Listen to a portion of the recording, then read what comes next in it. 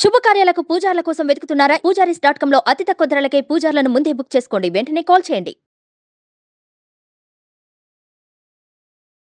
Hi, welcome to our channel. ఈరోజు మనతో పాటు ఉన్నారు భారతీ శంకరపీఠ వ్యవస్థాపకులు శ్రీ అన్నవరపు తిరుపతి మూర్తి అవధాని గారు. నమస్కారం గురువు గారు. ఓం శ్రీ మహాగణాధిపతయే నమః. మార్గశిర పౌర్ణమి రోజు ముఖ్యంగా ఏం చేయాలి, ఏం చేస్తే మనం సమస్యల నుండి బయటపడతాం? చాలా యోగవంతమైన రోజు అది. ఎలా అంటే మృగశిర నక్షత్రము, మంగళవారము. మృగశిర అంటే కుజ సంబంధ నక్షత్రం, అలానే మంగళవారం. ఈ రెండూ కలిసి రావటం వలన ఆ రోజునాడు చిన్న చిన్న ప్రక్రియలు కనుక ఎవరైనా కనుక చేసుకోగలిగితే, అవునన్నా కాదన్నా వాళ్ళకు ఉండేటువంటి రుణ బాధలు ఏవైతే ఉంటాయో అవి తీరటానికి చక్కటి వాళ్ళకి ఒక మార్గం కనిపిస్తుందండి.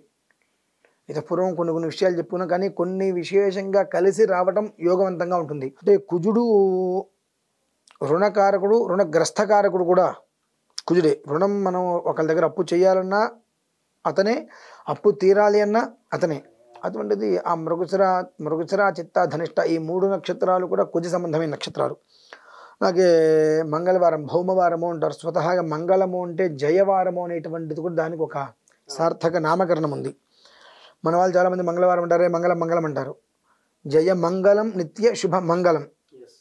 అందులో జయ నిత్య శుభ తీసేసి మంగళం అంటే దేనికి పనికిరాదనేటువంటిది మాత్రమే మన వాళ్ళు దాన్ని నిర్దేశితగా తీసుకున్నారు. భౌమవారము అని అంటారు. ఈ కాంబినేషన్లో కలిసి రావటం ఒక రకంగా అరుదే.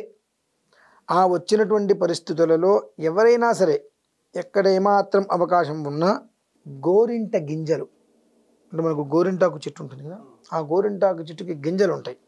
ఆ గింజలు అవి ఎండివైనా పచ్చివైనా, అవి గింజలు అంటే ఎండువా పచ్చివైనా అడుగుతారు. అవి ఎండువైనా పర్వాలేదు, పచ్చివైనా పర్వాలేదు, ఏవైనా సరే తీసుకొని చక్కగా ఒక అన్ని 108కి పైన వచ్చేవి తీసుకొని చక్కగా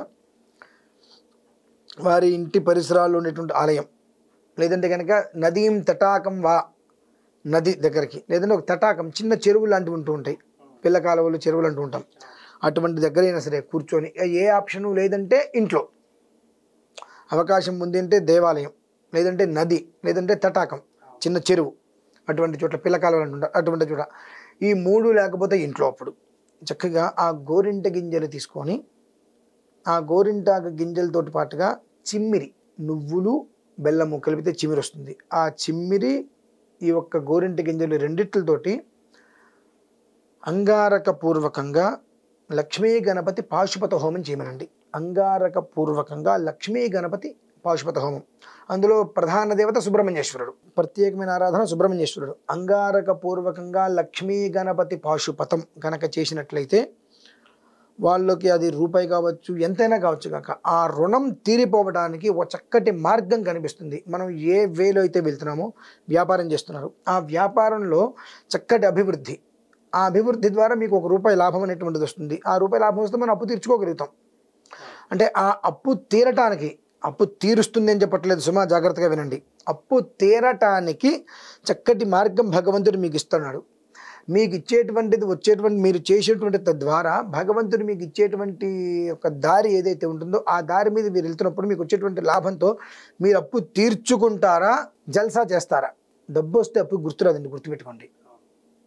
మన చేతిలో డబ్బు ఉంటే అది కొనాలి ఇది కొనాలి ఆలోచన చేస్తుంది తప్ప, ₹10 ఉన్నాయి, ₹5 అప్పు తీసుకుని ₹5 ఏదైనా చేద్దాం ఆలోచన, ₹10 ముందు ఖర్చు పెట్టేద్దాం, రేపటి మళ్ళీ దారి దొరికిందిగా అన్న ఆలోచన ఉంటాం మినహాయిస్తే. అలా దారి దొరికింది కదా అనుకుంటే అక్కడతో అది మళ్ళీ మూసుకుపోతుందండి.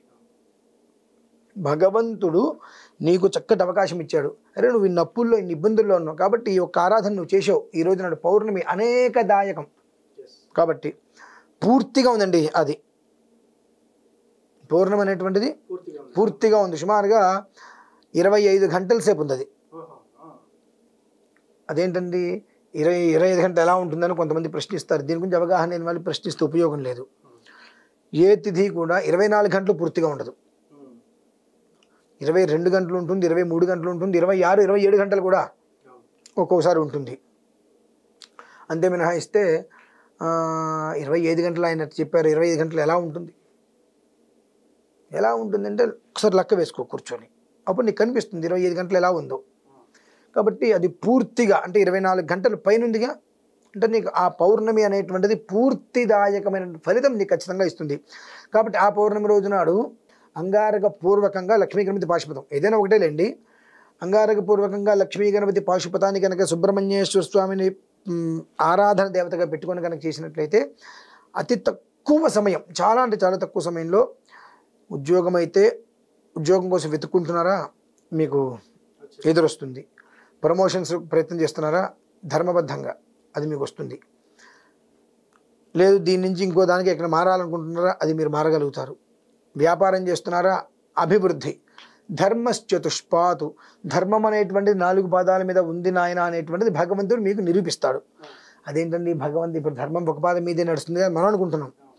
ధర్మశ్చతుష్పాత్, ధర్మం అనేటువంటిది 4 పాదాల మీద ఉందయ్యా, నీ నమ్మకాన్ని అనుసరించి ఉంటుంది, చూడు, నువ్వు చూసావా నేను నీకు నిరూపిస్తానని భగవంతుడు ఖచ్చితంగా నిరూపిస్తాడు.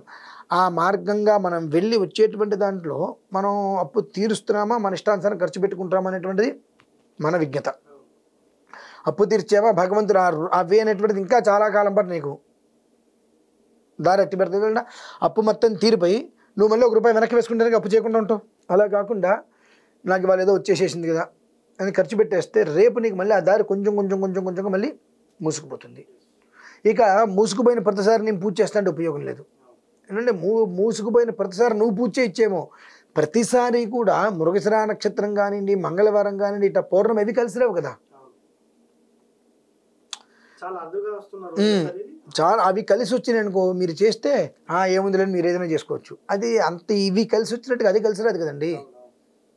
నక్కకి ఎక్కడ దొరుకుతుంది అది ఏది పడితే దొరుకుతుంది, సింహానికి అన్ని సమయంలో దొరకదు కదా, కానీ అది ఏది పడితే తిందు. అలానే మన విధానంలో కూడా ఇవి కలిసి వచ్చేటువంటి చక్కటి సుదినం అనేటువంటిది అంత తొందరగా వచ్చేది కాదు కనుక వచ్చిన దాన్ని మనం సద్వినియోగం చేసుకోవాలి అనేటువంటి ఒక ఆలోచన కనుక చేసినట్లయితే ఖచ్చితంగా ఆ అప్పులు తీరే మార్గం భగవంతుడు మీకు కళ్ళ కట్టినట్టు చూపిస్తాడు. ఆయనేం పైనుంచి ఆకాశం నుంచి వేయడు మూట, ఖచ్చితంగా వేయడు. కాకపోతే నీ దారి, నువ్వు వెళ్ళేటువంటి దారి నీకు సరిగ్గా చూపిస్తాడు. నాయన ఈ 2 దారులు ఉన్నాయి, ఈ దారికి నువ్వు వెళ్ళు బాగుంటుంది, ఈ దారికి నువ్వు వెళ్ళవద్దు అని నీకు ఈ దారిలోకి వెళ్తుంటే నీకు 4-5 మనకు కొన్ని విఘ్నాల అవాంతరాలు అంటుంటాం. ఆ విఘ్నాల అవాంతరాలు నీకు చూపిస్తాడు. గమనించుకుని ఓకే భగవంతుడు ఈ దారి వద్దుంటాడు, ఈ దారిలోకి వెళ్ళిపోదాం. ఈ దారిలోకి వెళ్ళిన తర్వాత కూడా నీకు ఎంత చూపిస్తాడు, తీసుకొని నువ్వు ఇంతైనా అప్పు తీర్చేవలేదా, లేదనుకుంటా ఆ దారి అక్కడికి వెళ్తారు చిన్నగా మళ్ళీ కుచించుకుపోతుంది. అంతేనండి. చూశారు కదా, ఇది వాటి కార్యక్రమం. మరో కార్యక్రమంలో మళ్ళీ కలుద్దాం. Thank you.